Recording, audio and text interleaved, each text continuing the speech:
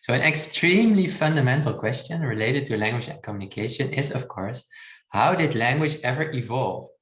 How did the first languages ever evolve? And what did they look like? And of course, many researchers are speculating about this because it's a very exciting topic, but it's also very hard to come up with an answer. For instance, because in the times that the first languages started evolving, there weren't things like video recorders or audio recorders. It's very hard actually to find out the answer to this question, simply because those first languages are completely lost. There were no written systems. The first languages were not written down as languages are often today. So this is a difficult question, but people are speculating. And some people say, well, mostly the first languages were based on vocalizations, on vocal signals. Whereas other researchers say, well, no, the first languages must have been more gestural. People must have been using manual gestures first.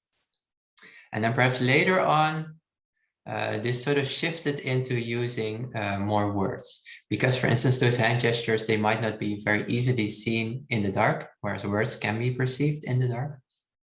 So people are speculating about this. Other people are saying, well, perhaps the first languages, they consisted of both vocal signals and manual bodily signals. And this sort of jointly evolved into the languages that we know today.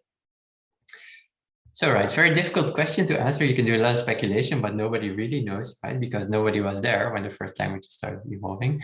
But still, you can sort of start thinking about how to tackle those questions, even, for instance, in experimental studies. And one thing we're also doing at the moment is, again, placing participants in a virtual environment in a cave.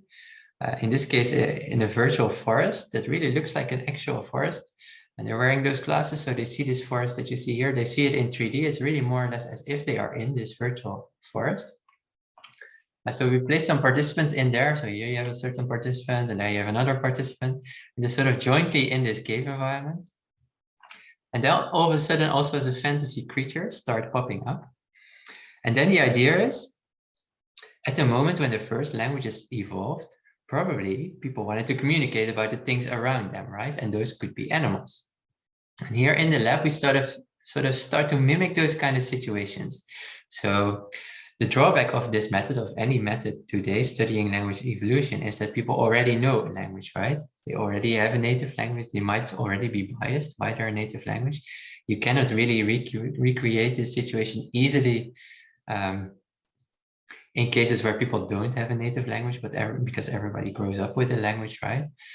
So what we tell participants is, you will see some creatures around you in this virtual forest, and please refer to them using either vocal signals or hand gestures or both at the same time. And then we look at what people come up with. And we also tell them, don't use any words that you already know. And then this kind of creature appears and we look at what they do. Do they come up with something that's really manual, that's really gestural? Do they really come up with a signal that really consists of hand movements without any vocalization?